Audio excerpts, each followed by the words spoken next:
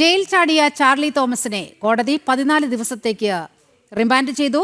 ഇയാളെ കണ്ണൂർ സെൻട്രൽ ജയിലിൽ എത്തിച്ച് തെളിവെടുപ്പ് നടത്തുകയും ചെയ്തു. അടുത്ത ദിവസം തന്നെ ഇയാളെ തൃശൂരിലെ വിയൂർ സെൻട്രൽ ജയിലിലേക്ക് മാറ്റും.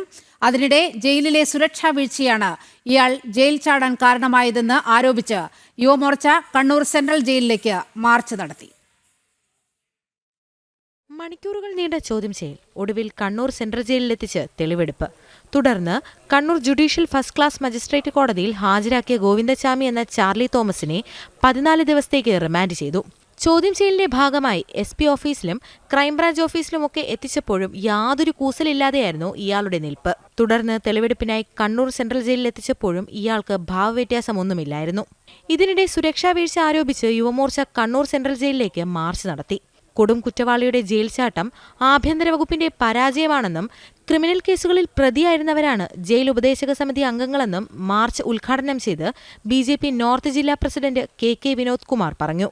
ഇവിടെ ജയിൽ സന്ദർശിക്കാൻ പോയി കഴിഞ്ഞാൽ നമുക്കറിയാം, തടവ് പുള്ളികൾ അവരാണ് അവിടുത്തെ ഓഫീസുകളും മറ്റും കൈകാര്യം ചെയ്യുന്ന സാഹചര്യമുള്ളത്. ഈ ജയിലിന്റെ ഉപദേശക സമിതി അംഗങ്ങൾ ആരൊക്കെയാ? കുറ്റവാളികളായിരുന്നവർ കൊലയാളികളാണ് എന്ന് രേഖപ്പെടുത്തപ്പെട്ടവർ. കൊലയാളി പട്ടികയിൽ രേഖപ്പെടുത്ത ആളുകൾ ഉപദേശക സമിതി അംഗങ്ങളാണ്.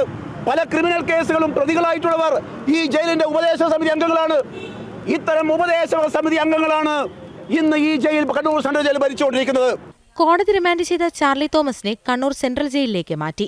സുരക്ഷാ പ്രശ്നങ്ങൾ കണക്കിലെടുത്ത് അടുത്ത ദിവസം തന്നെ ഇയാളെ വിയൂർ സെൻട്രൽ ജയിലിലേക്ക് മാറ്റും. ജനം, കണ്ണൂർ.